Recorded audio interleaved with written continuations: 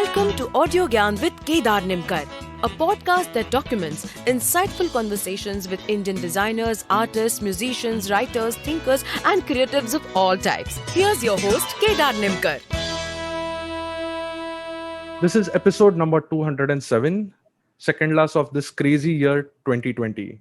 Today I have one of the most well-known, influential, and senior graphic designers of our time, Sujata Keshavan. She was the founder of Reengagement and now Varnaworld. Sujata graduated from NID in 1984. She did her Masters of Fine Arts in Graphic Design from the School of Art, Yale University, 1987. At Yale, Sujata studied under designers like Paul Rand, Bradbury, Thompson, to name a few. And today we are here to know her design philosophy and my personal curiosity then that can design be tangibly measured. So thank you, Sujata, for giving your time, and it's a real honor to have you on AudioGAN. Oh, thanks a lot. I'm happy to be here. So basically, I wish to cover four aspects in this conversation. It's that your transition from graphic to fashion, also your contribution to the corporate world with respect to design, and how the business wants outputs and metrics, and then how does design fit into that aspect.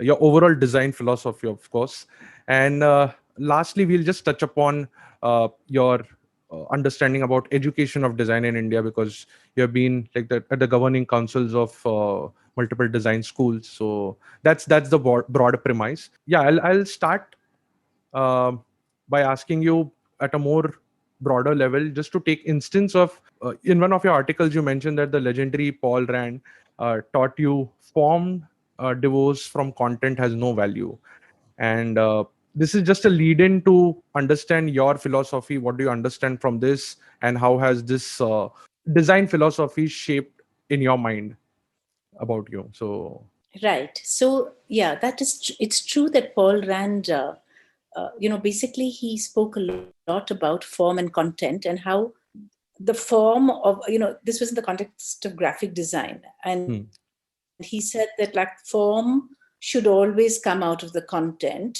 and not be divorced from content. And he said that when in any piece of work, if the form is divorced from content, it becomes irrelevant, it becomes generic, and it's usually most often self-indulgent, or it may pull closer to art and not really fulfill the criteria of design. So just to give you, actually I think he was responding to, like at the time there was this whole school which was fostered by Cranbrook and April Greiman and people whose work was very sort of had a very strong style, and which subsumed everything else. So no matter which, or if you look at the work of David Carson, correct. you can see that they have a style which is very, very strong. And so no matter what project they're working on, the result is really always in that style. And it's more about the kind of work style that they like to employ, more than what is really demanded by the design. So it's like so basically one goes to them if one wants work in that style, because that's what you're going to get. And Paul Rand was extremely irritated, to be honest, by that whole way of thinking, and he was extremely against it. And he kept saying that this anything that's generic is weak and it doesn't have strength. So even, for example, supposing you, in the case of graphic design, you did a layout where let's say you're doing a music poster, and you put a square photograph in which you put a photograph of the musician, then whatever, something to do with the music, and then you have a headline on top. He would say that's a very weak cop-out sort of thing, because it's so generic. You change the photograph, you change the headline, the design could work for something else, and therefore it's not strong. In a strong design, the layout is determined by the content. So the form of everything that you use and the way it appears is determined by the content. It isn't, it's not interchangeable. You can't take out that the image is the way the image looks is absolutely derived from, let's say if it's for a music concert, then it's derived, it's very, very particular, and it's got association to do with music in particular with that concert. It's very specific. And so that is why he always said the form has to come out of the content. And I do think that, I tend to go along with that sort of school of thinking, and not with the, my own work has always followed that sort of philosophy. It's not really been like, I'm in a mood to do this, and I'm Sujata, and this is me, and therefore, it's going to be like this, which is really more like art than design. It's not so much about what's preoccupying me. It's about why I'm doing that piece of work. What is the reason, and what conditions does it have to fulfill? So that is the context in which he. Correct. So where do we draw this line of graphic design becoming sort of an art, or illustration becoming sort of an art? Because it's a thin line, I believe, right? Or it's a very thick line. If you remove the function of communicating very effectively, or having content which is uh, actually, communication is the only thin line, or is there any other aspect? Well, the difference between design and art is that in art, whatever the artist wants to do is uppermost, right? And that is what distinguishes art. Art is a self-expression. It's like poetry, or it's like whatever you want to write, or it's like a music composition, whatever the composer feels like doing, whatever idea is gripping the mind of the artist, they put it out, and it's up to the audience to receive it, in And any way, interpret to be it, yeah. moved by it, or to Hmm. have an interpretation of it. Yeah, exactly. That is it. But in design, the difference is, design is not created because the designer it's not a matter of self-expression. Usually design is created for a purpose, and there is a reason why an object is being created, it to fulfill a certain need, or whatever it is. If it's either an object or a piece of communication or an app or whatever it is, it's not just that one is in a mood to do something. It's about it's really about a need, and then you're trying to fulfill a need. So there's a functional aspect, and then of course how each designer interprets it is different, and there is an aesthetic component, there is the component of form, which distinguishes one solution from another. But Correct. Sorry to interrupt, but in a traditional setup of design, it's quite understood. But in terms of this blurring lines of graphic design, and then illustration, and even works of David Carson, so at least I'm exposed to that, just that. So where do they fit into this scheme of things? I understand the design and art being two distant things, but graphic design especially. so in graphic design, the thing is that different designers have a different approach, and designers like, when I mentioned David Carson, designers like David Carson's work is always recognizable as David Carson. It's not that, and no matter whatever you look at, whatever he may be designing for, there's a certain look and feel that goes along with it, and therefore his stamp on the piece of work is very strong. So it has to then, so whatever, so one has to go to him because you want that, because that's what you're going to get.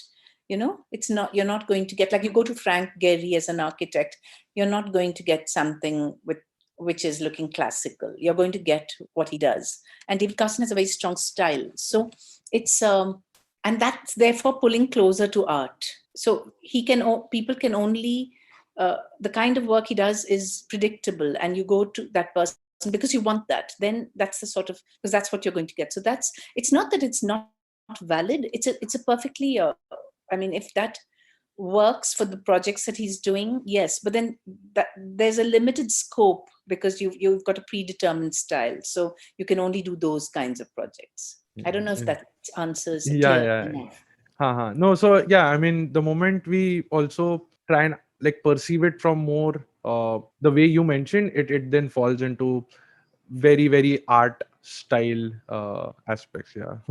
That's right. Cool. So for example, you have your solution, there's a spectrum on which you like extreme functionality, and extreme art is, the art dominates. And then, so in that spectrum, the designer can fall anywhere, particularly so in graphic design, because graphic design, more than say in the design of an object, but even in objects, for example, a designer that is interested in function will go in for more functional objects, like, designing a car or something that has to work, a washing machine, a mobile phone, where function is important. But a designer who is more interested in form and where the function isn't as dominant, who can do jewelry or a vase or some object of decor, that sort of stuff. Just like that in graphic design too, you could be any on either side of the spectrum. It just depends on the designer and what how they like to work. Correct.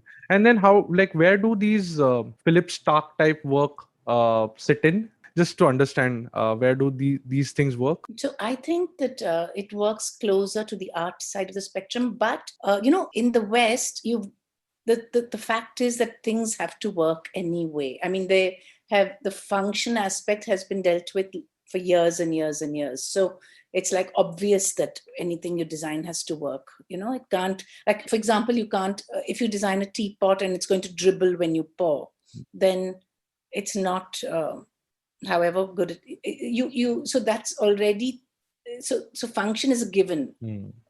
They've got to a stage of design where you can take for granted that it has to work, and then beyond that, what can you do? Whereas in India, we're still at a stage where if it works, it's great. I mean, it's very hard here. Like, I tried to buy a teapot and it was just almost impossible to buy one which doesn't dribble when you pour. So we're still, I think, when it comes to the design of objects, it's not like post-function where we still have to get the function right. Like everywhere, when you look at around us, like look at design in the public space, look at our roads, look at our public infrastructure design. I think we still haven't even got to function yet. I mean, we in fact consider accessibility post function, which is a sad state we are in, but nevertheless we're getting towards there. Yes.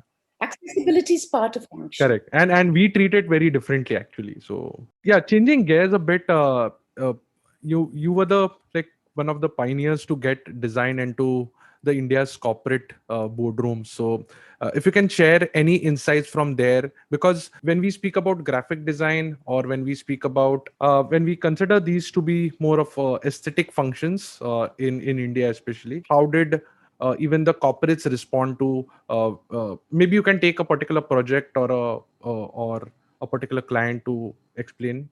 So the thing is that, my approach was always very much that, I was trying to, first of all, establish, what design is. Because when I came and I started Yale Keshavan in 1989, there were hardly any professional design firms. There were advertising companies and so on, but there were hardly any at all, or maybe none really, that worked understood what design was, that presented it as a field. And so when I had to explain every single time that when I was working with clients, that design is not just like a pretty pattern, and it's something that's going to it can actually be fundamental in helping your business, because if you look at we understand that design is actually Steve Jobs said it's the soul of a man-made product, of every man-made product is the design. And so it's absolutely fundamental to anything, any organization. So if you're making a product, of course, the product has to be designed, but then so does every single thing in the ecosystem, the communication around the product, your office has to be designed, the website has to be designed. Every single thing in the ecosystem of creation of the product and the company is a product of design. So I've always believed that design is extremely powerful in altering the fate of the organization, the fate of the companies, that it can actually lead to success if you get things right, if you've understood what you're trying to design and you come up with a good solution, design can alter the fortunes of businesses. So that is how I tried to explain to people how important and powerful design is, that it's not some side activity that is done by the communications department or somebody, on it's something that is absolutely fundamental to the success of an organization. And therefore, this is something that I had to explain again and again and again. And it's true in every single project that I worked on. As I kept working, I would, also always question why I'm doing a piece of work. So for example, if somebody came to me and said, I want a website designed, then that's how somebody approaches you with a project, because they think that's what they want, or we want our website isn't working, we want it redesigned. And then you really have to understand why it's not working, what is the problem, identify that, and then see, will redesigning it solve the problem or not? Because sometimes maybe it's only a part of the solution, and even if you redesigned it, there's 100 other things that are not okay, and therefore their problem is not going to get solved. So the way that I approach design is in a very holistic sort of way, where I used to understand, okay, why have you come to me?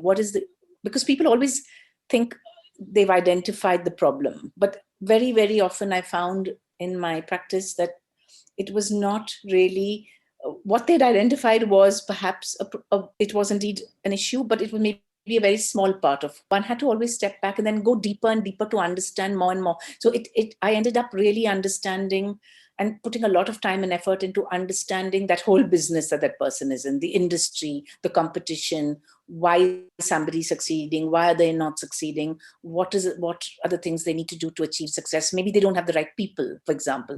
And unless you improve the quality of your people, any website's not going to, work for you, because at the end of the day, you have some other, you've got to get various things right to succeed in a business.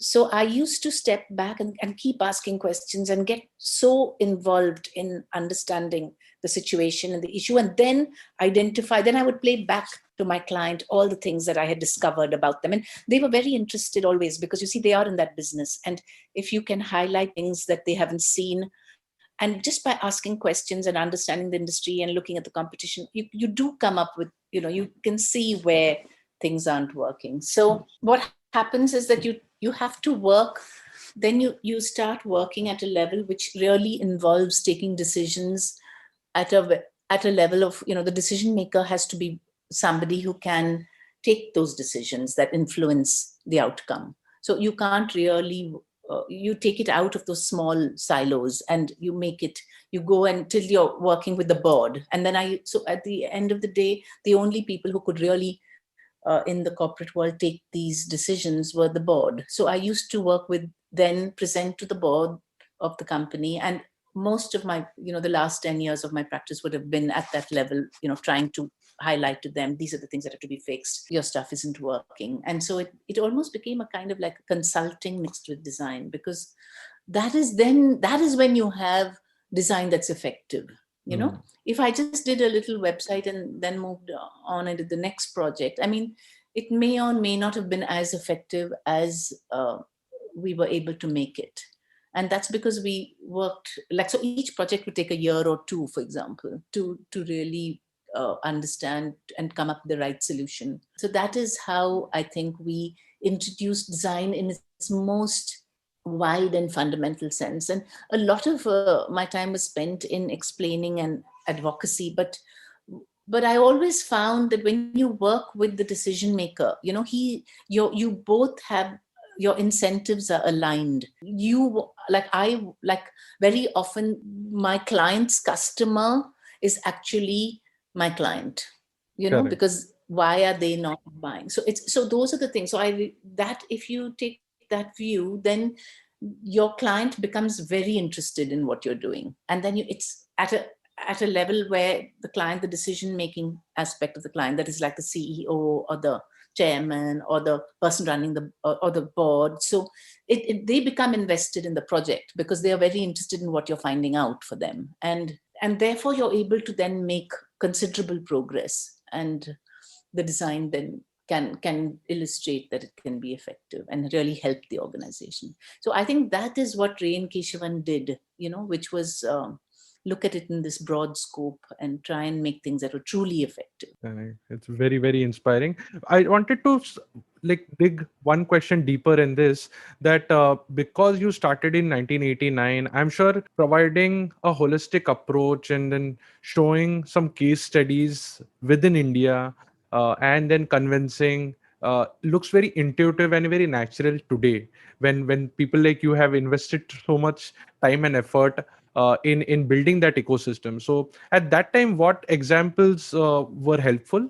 I mean, like the case studies from the West, or even there were case studies at a more grounds up level in India? So, when I started, there were no case studies to show, because the case studies in the West are not truly relevant, Correct. Yeah, to that's our why. situation. I mean, I don't know. Definitely, I didn't really start by showing case studies. I I mean, some just, inspiration also, not just case studies, but any inspiration. See, this project worked for them because of XYZ TVC, or say this marketing campaign, or any of that sort. And then how is it relevant here? Because I'm just struggling to with Google and everything. You are just so spoiled for like showing references and benchmarking. At that time, it must have been really tough. So that's where I wanted to understand. yes, it was yes, it was different, because, then of course, I mean, let's say this, I started, and by the way, I brought the first Apple Mac to India. So that's something that, you can imagine when this was. This was real, so long ago, in '87, I think. And it's just that so I used to actually work earlier in a pre-computer era, and then computers were just coming in. And in fact, Ray and Keshavan was the very first company which design office which had computers, worked on computers. So we were very unique in that respect, when we started, because everybody was still doing everything by hand, and for years afterwards. But we when we talk, so, but coming back to your question, there was no Google, there was no email. Even email only came in the '90s, and so it was nothing. You didn't have to. But I don't think that I would show references even today. It's not needed, because each person's project is unique. First, by the time you understand what that person needs, and you highlight all the issues and so on, you just take it from there. You don't really need to show examples of other people's work, and in fact, I don't like to look at that, because I feel then I'll be constrained by what. So when I did brand identity, I would never, we didn't have Google, and I come from a pre-Google era, and I never look to see what other designers are doing in that category or in any category. I'm not a very I'm not always following what's going on and what other people are doing, because I think then I'll be constrained by what I've seen, and my mind will get constrained by what those possibilities. So I often tell the younger people in my office, the younger designers, because if you give them a problem, the first thing they do is to sit at the computer and start looking at something. And I always tell them that, your solution may not come from that, because there's no point sitting at your computer and looking at whatever options are presenting themselves there. You've got to think in a completely different way. And you often I believe that you get inspired by other things, not from myself, at least. I mean, I strongly believe that the fount of ideas that you have, you get ideas out of your head, and that comes from so many things. That it could come from art, it could come from any other kind of stimulus, it could come from films you've watched, or it could come from photographs, or it could come from a visit to some place, or anything. There's so many different things that make up what goes into your head, out of which those ideas come from. So the wider that exposure is. So I always feel that you need to travel as much as you can, read as much as you can, listen to different things. I mean, and then you'll broaden that fount, from which you can get ideas. But just because you're going to do a logo for, any, like a motorcycle, it doesn't mean you have to go and see all the motorcycle logos that exist and say, okay, this is the kind of motorcycle. And you're certainly not going to show the client examples of other people's motorcycle logos and say, this is what they've done, that this is what they've done. I mean, then that is just not my approach at all. I don't want to be constrained by that. I don't know. Maybe when some Miro painting that I saw on a trip somewhere stayed in my head, and that gave me a thought of doing it in some other way. I mean, who knows? Nobody knows where ideas come from, Correct, correct. It could come from something, but definitely I don't believe that it should be from looking at something in the same category or something similar. What I wanted to understand was that when you are explaining this to a non-designer, it becomes sometimes challenge for him or her to visualize, especially when they are completely engrossed in their business vision or whatever domain they are expert in. Now, to educate, you have to start by some reference point, and that's where I was heading. But yeah, your answer even encapsulates that, because then you not really show. No, you don't have to show any example to them.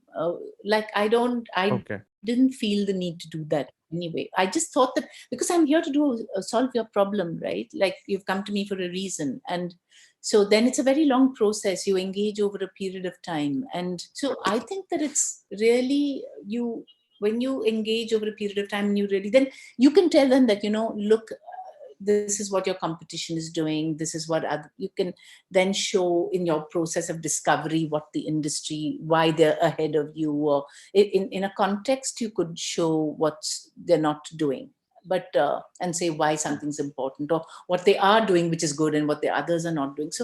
So that is a context in which work takes place. But I've never felt the need to tell my client that okay, look at this, these are all the airlines and their logos, and nothing like that, because then I don't want them to start thinking or be in a certain way, because I want the field to be open for me to figure out what I want to do. And then once, so I think for me that was, but it was always a case of, in the beginning, where there was no value given to design. And I think one of the things that we really had to work on was to tell people that, like, for example, I'll give you a very simple example. When I worked, advertising was a well-established industry. And the way that people used to charge money in advertising agencies was that they would say, this is for this, they used to do something called an artwork, which was then sent for printing, or sent to the magazines, to be printed. This is in a pre-digital era. So they used to, and those artworks were done by hand, and they were, they were called bromides. And depending on the size of the artwork, the agency would bill. So, and then they would take a 15% commission on the media release. So if an ad ran, 50 times, then you would get much more money, because every single insertion you get 15%. But for the creative, you're not earning anything. You're only earning in square centimeters. Mhm. That is 2 rupees 65 paisa per square centimeter, something like that was the rate. And so when I heard that, I thought this doesn't make any sense, because this is not how I'm going to charge. I'm going to charge for my creative work and my idea, and not for the size of the object that I'm creating. Because when you do something large, you can charge more. You do something small, though the thinking will be comparable, for both. So I thought that was a fundamental flaw in the way the industry was structured, at least the advertising industry. And they called designs in there, what they called design, or what they thought was design, they called it below the line, which was something which was print-based jobs and so on. Whereas for me, design was larger than advertising itself, and advertising was a subset of design. So I had a completely different view on what design is, and that is what I introduced to people when I started. And so even like I had to convince them that I was not going to charge anything per square centimeter, but you had to pay for the intellectual property that you were getting.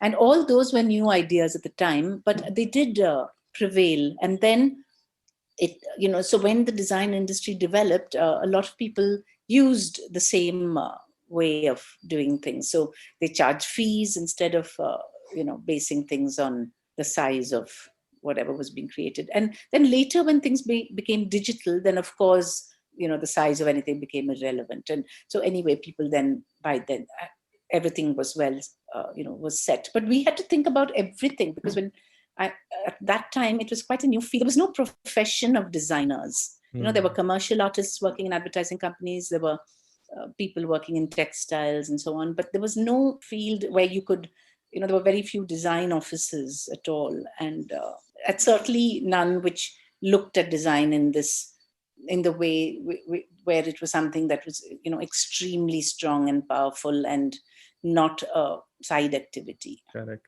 Even people from JJ used to either get into photography or advertising and not really think of design in a bigger context. I mean, I take this moment to thank you personally for, like, just I mean, because of there's a saying that you're standing on the, like, shoulders of your giant. So there are people who have been relentlessly, tirelessly working to educate design, to show uh, people at a mass level importance of design, and then that's where we designers are just enjoying that hard work which you put in. So yeah. Even today, I think one has to, it's I mean, now it's like, I can't even believe how many designers there are now. It's so much.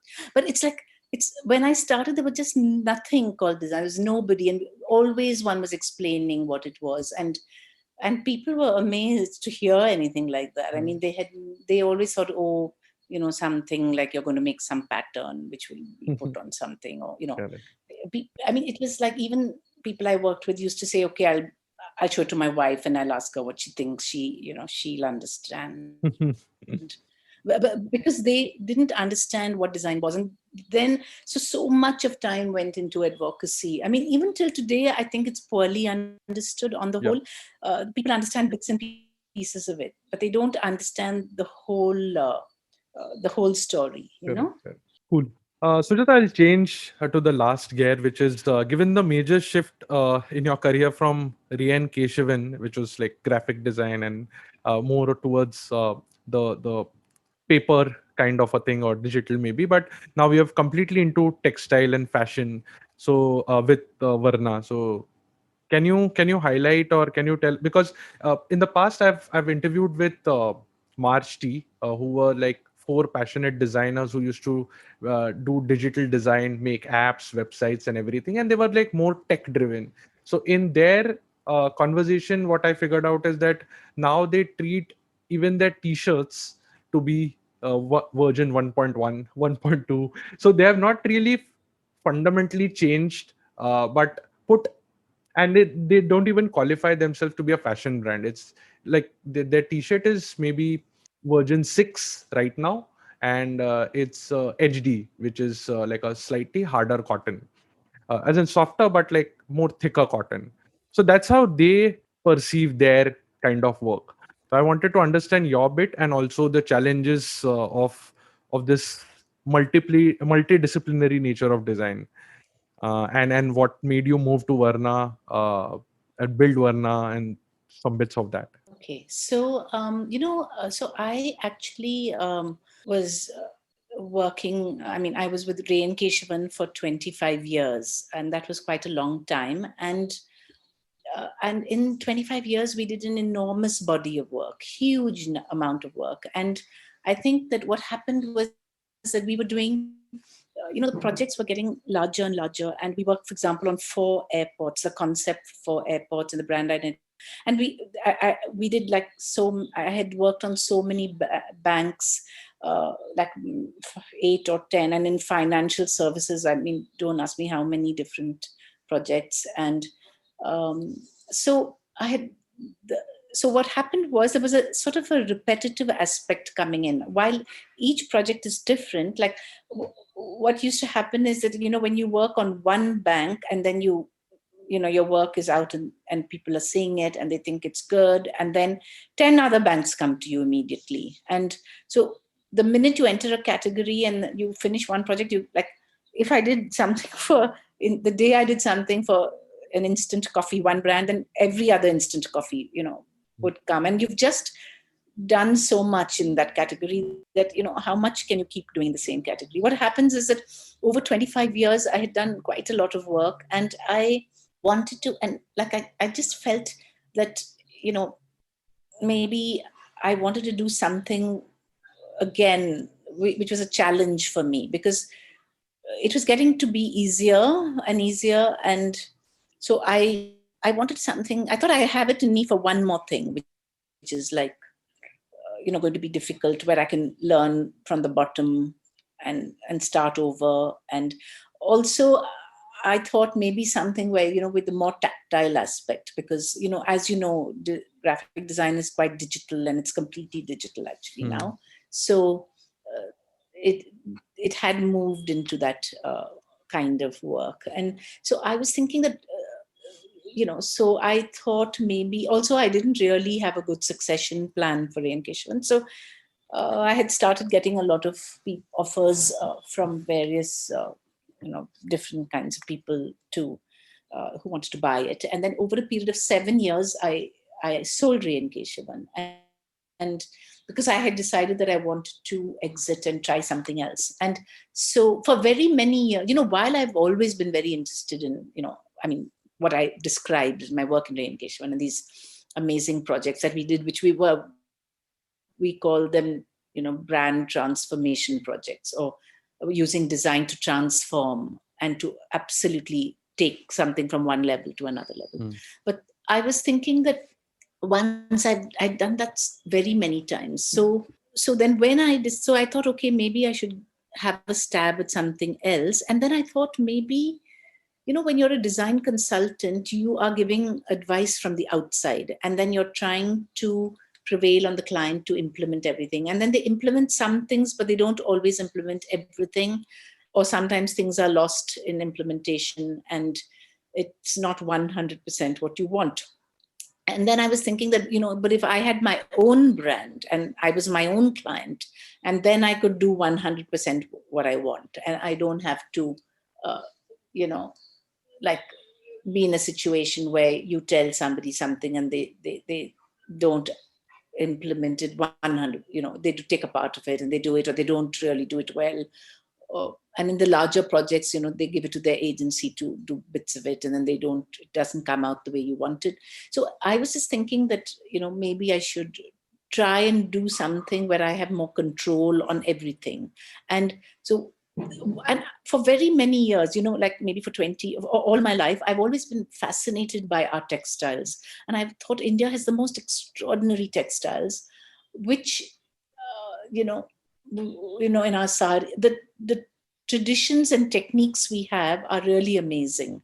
I mean, in the way we have like handloom, and the way there are hundreds of different ways of weaving, for example, and printing and dyeing, and most of it has stayed within our country, and like for the most part used on saris, and that's how it evolved. But I was thinking that there's such a lot of design, how design can really help this and take it to another level. Because I feel often design is, people are doing what they were always doing or incrementally changing it, but still the markets are still the same as they were, because these crafts people don't have the reach.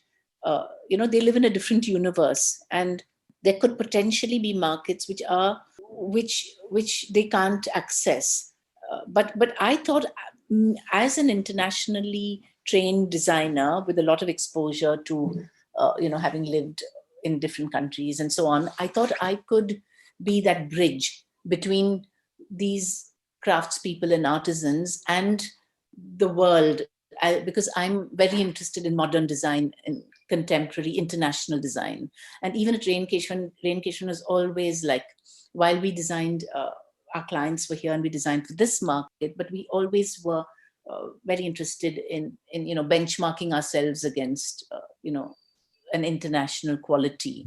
And so I thought I was very, very interested in this idea of working with art craft, heritage traditions, but using modern design to take it to, to bring modernity into it and make new markets for these people. Because if they then, if it works, if we are able to build scale and have some impact, then these crafts people can continue. Because many of them were, the children are not taking to the craft, while they have, like, generations of people have worked. They have many generations who have all this knowledge, but that knowledge will die out if the children don't take to the craft. So I wanted to make it aspirational for them to continue working, so that then the craft continues and doesn't die out, because there's such a lot that we have, it's extraordinary what India has, which no other country in the world has. Yeah. So this was the idea I had, and that was cooking in my head for a while. And then when I left Reengagement, and I handed it over finally after many years, I thought, I wanted to try this new thing. And basically, Varana, that's how we pronounce it, is actually, it's based, it's to do with showing the best of the best. So it's like the craft is, we show it at its highest level. And I've always had a very obsessive interest in quality, like really, like it has to, for me, quality is a very, very, very important thing. And I work very hard to achieve, whether it was Reengagement or whether it is Varana. For me, that is something like to basically to try and do something at its very best quality wise. Like that is something that for me is important. So when we started Varana, I wanted to work at a level which is where I can showcase craft at the very best. Because within India, you have many examples of how people are working with craft, but not like how many can work with master craftspeople, right? I want to work at that level. So that is why we started Varana as a high-end brand. And it's an international brand. And the idea is to take craft from here, but be that design bridge, because I do understand, I do understand international markets and international design. And I thought we could be that bridge that then worked to connect these crafts with the larger universe. So that was the idea behind Varana. That's what we're trying to do. And, so, Wow. So it's a very different field, because it's quite tactile and touchy-feely. And it's also, you need a lot more, it's a lot of teamwork, because you need to work with specialists, because a lot of specialists in garment construction. So I have to work with international designers for things that we don't have those skills in India, like, garment construction and things like that. But on the other hand, we are making our fabric. So we get a lot of things woven. We work with jamdani, we work with different kinds of handloom, and we work with different techniques. So we do a lot with khadi. And I'm absolutely very, very interested in khadi, because it's so sustainable. It's such an extraordinary fabric made entirely by hand. And if you know what we're trying to do with khadi is to really elevate it to an amazing level. So we're doing really interesting work, trying to find out, take something that's handmade and completely handmade, hand spun and hand woven, and give it the place it deserves by virtue of design. So design can, if you just make something where the garment is not well designed, using beautiful fabric like khadi, you're not doing justice to it. So my mission is to present these fabrics, in a way where you're doing justice to that craft. So there's a mission behind it, and it's a sustainable, everything is sustainable, and we're trying to see how we can, then showcase these things so that they continue. It's a fascinating exercise. Yeah. And I'm very, very, it also brings into bear a lot of the things that because design is interdisciplinary. According to me, the process of design is it can be applied. It's the same whether, what you call the design process. It's something which can be applied across mediums. It doesn't matter. You may have to bring in domain experts, if you need an expert who knows, like I need an expert who knows how to cut garments. I need an expert who knows how to create a jacket. You need, like, there's garment engineering experts are needed. But I can work with them, and I can work with them. I have specialist textile designers who really understand weaving, which I don't. Yeah. But then you can work along with people, bring in those skills that are required, and where you can all work together to create something. And that is what we're trying to do now with Varana. So it does include a lot of what I learned in Reengagement. And and a whole lot of new stuff as well. So, it's like creating a brand that has inputs from all my work with Reengagement, but then actually creating the product and designing each and every single product. And we have so many products in the store.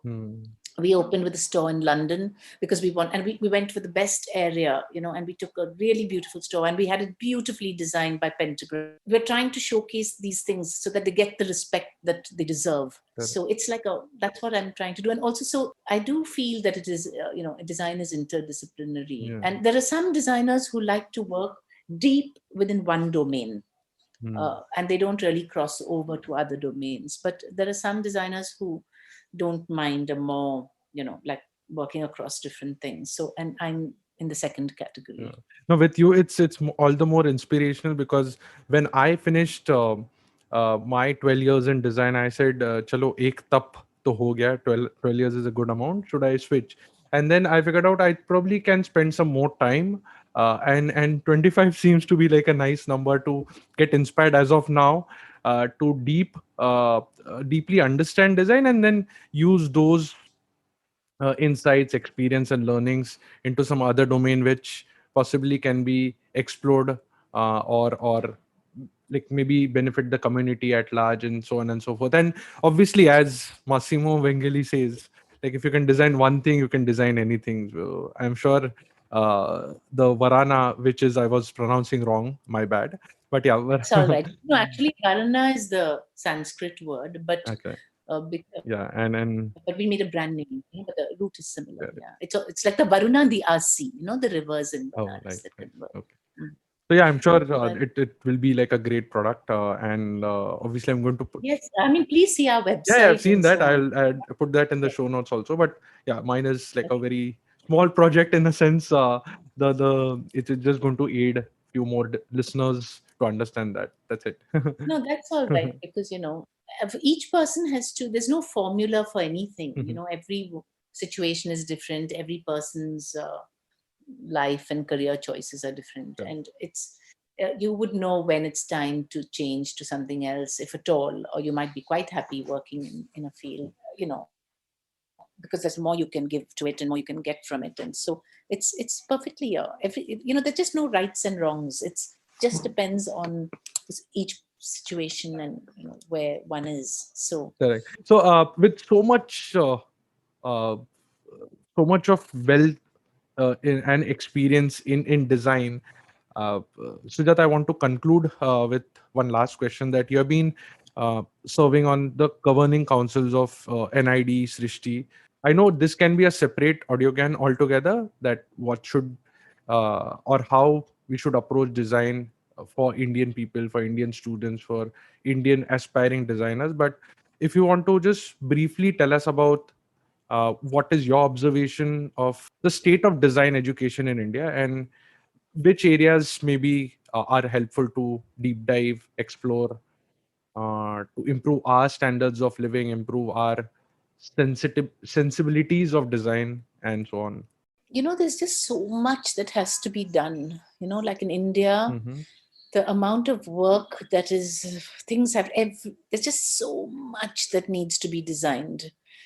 There's such a long way to go to make things better. I mean, anything you look at, any field you can, there is a there is just so much more we can do to make it better. And I think that for that we just are not equipped with enough number of design colleges and institutes and so on. We are very, very few for a country like India with 1.2 billion people, or 1.3 billion by now. It's like I many years ago I heard that China had set up 2,000 design colleges or something, but now I don't know how good they are. Mm. But one of the challenges that we definitely, there's a need for very many more. But I think there are two things. One is, actually, I do think that design should be, I mean, okay, the truth, if I had a wish list, one is that, of course, you need much, much more in the way of design education in India. But also there is a huge challenge of getting high quality faculty, which there is a shortage of, because there's so much design, there's such a big market for designers that designers don't take to teaching. And even although design is a professional field and you can have professional professionals come and practice, and that is how it should be. I personally feel that, design schools should work with existing practitioners, that's very important, rather than just have permanent faculty. You could have a few, but you really need to engage with the world. So you have to have people come in. But there's so much of work out there that the good designers don't get involved in academia here, because we don't have enough designers. We have very, very few designers given the size of the industry. And so it's just, we don't have enough design schools. So a lot of people are self-taught designers, and that's perfectly fine. I don't have any problem with that at all. If they're able to, like you said, you were self-taught, and why not? If you can learn. Today you have the internet, which is a great way to learn because it exposes you to a lot of things. But if you want to do like a formal design, a course, then I do think that you need a lot more because you need hundreds of schools for a country like ours. But here again, the chicken and egg problem is, where do you get faculty, and faculty of a certain standard, so it means somehow pulling in the best designers to come and teach alongside their practice. And that is, I think, the way to go.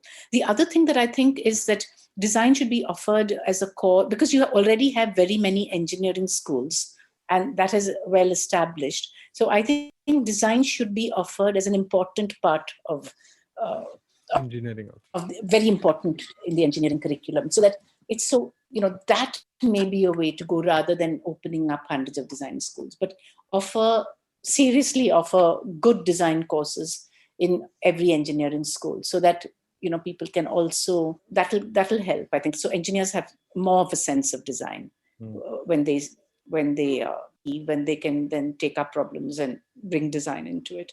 Yeah. I also think that I would like, if it was I would think you need to have like design thinking in schools from when you're very young, teach right from, because every single person has to take up design activity in their lives, no matter what, solve problems. And if you can think using the design process and design thinking, it'll be very helpful. So I would think like right from junior school onwards, introduce design and design ideas and, aspects of the design curriculum into schools itself.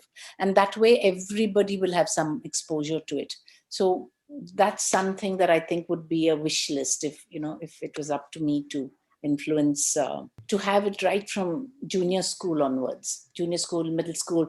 Design curriculum could easily be introduced into schools and then into engineering colleges. And then, of course, with specialist design schools, many, many more of them. And maybe be open to getting people from outside, because you have very many designers in other countries, and India has a dearth of designers. So getting them in and to at least train one, like when an NID was set up, the first batch of designers were sent to very good design schools in Europe to be trained. So they went to Ulm and they went to different places in Europe to learn how to design. They came back and they, then they were the teachers at NID, and it was fantastic. They were a great bunch of teachers. But once they retired, they didn't have enough, the similar training was not offered to the second batch of teachers there. So it was only the one batch that went. But I think things like that, you have faculty training is very important, because we don't have enough designers readily available, who are of high quality. We have a lot of medium level people, but we don't have high quality designers who work to high standards. And that's very important if you're training other people in design.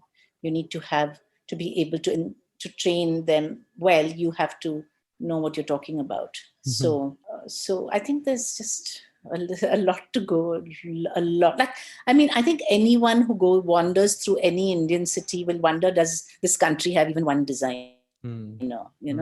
It's like just not evident. There's just so much to be done, because you just see the way our cities have become. I mean, every single thing needs to be done. It's just so, it's a cities. If you look, if I every time I go anywhere, you just look around, you look at this quality of the buildings, look at the quality of the roads, look at the quality of the flyovers, everything you see is, needs design. So there's a huge amount of work to be done. Huge.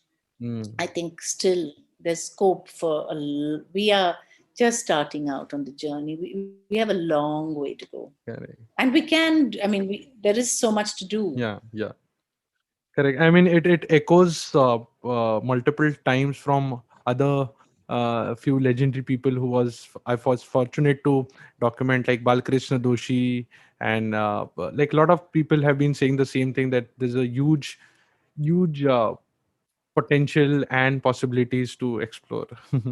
Huge potential, huge opportunities. They're just waiting to. It's like everything you see, there's scope for improvement. Yeah. That's where we are. There is scope. So there's a lot to be done and there's a lot. Like even if you had how many designers we have into 1,000 multiplied by 1,000, you'd still not have enough to meet all the requirements. Yeah. That's what I think. Yeah. Brilliant. That's very inspiring. And to all the listeners, I'll add my bit that after 25-30 years plus of work, Sujata showing such passion, such enthusiasm, and starting from grounds up in certain areas, I think it's very, very inspirational. And it is definitely like, I'm short of words, but lot to cover. So thanks, Sujata, for giving your time. It was a real honor speaking to you, and you've given a lot of insights and lot of inspiration for me also. Thank you. Okay, bye. Thanks a lot. Yeah. And that's it from today's Gyan session. Catch us on iTunes, Saavn, Stitcher, or any podcasting app you use. Do rate us on iTunes and follow us on Twitter, Facebook, and Instagram. Stay tuned for more Gyan on audiogyan.com. Till then, bye.